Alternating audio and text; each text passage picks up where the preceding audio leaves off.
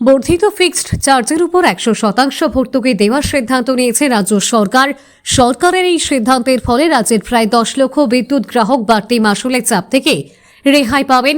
শুক্রবার সচিবালয়ে সাংবাদিক সম্মেলন করে এমনটাই ঘোষণা করেন রাজ্যের বিদ্যুৎ মন্ত্রী রতন লাল নাথ। মন্ত্রী জানান, ত্রিপুরা ইলেকট্রিসিটি রেগুলেটরি কমিশন 2026-27 অর্থবর্ষের জন্য নতুন বিদ্যুৎ মাশুলের আদেশ জারি করেছিল।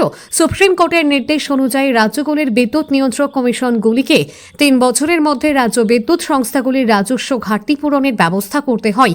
সেই নির্দেশের পরিপ্রেক্ষিতেই মাশুল কাঠামোয় পরিবর্তন আসে এবং ফিক্সড চার্জ উল্লেখযোগ্যভাবে বৃদ্ধি পায়।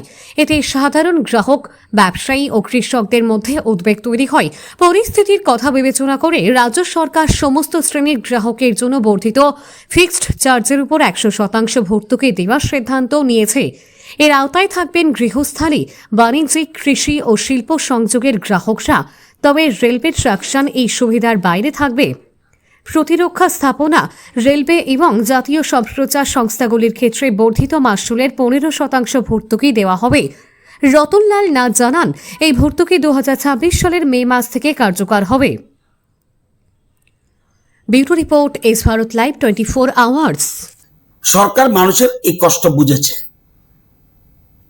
ফিক্সড চার্জ এই অস্বাভাবিক বৃদ্ধি আমরা অনুভব করেছি।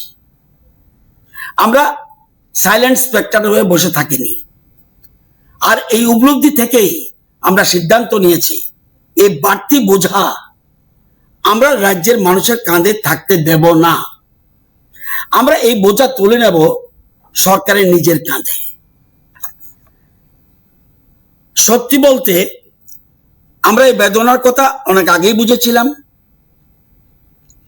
আমরা আগের বেশ কয়েকটি সাক্ষাৎকারে, কয়েকটি জনসভায় আমি ইঙ্গিত দিয়েছিলাম সরকার একটা স্বস্তির পদক্ষেপ নিয়ে কাজ করছে। কিন্তু এ ধরনের একটা বড় আর্থিক সিদ্ধান্তের পেছনে অনেক কাগজপত্র, অনেক হিসাব নিকেশ, অনেক আইনি প্রক্রিয়া থাকে এবং সেই কাজ সম্পন্ন করতে কিছুটা সময় লেগেছে। কিন্তু আজ আমি গর্বের সঙ্গে বলতে পারি, সেই কাজ সম্পূর্ণ হয়েছে।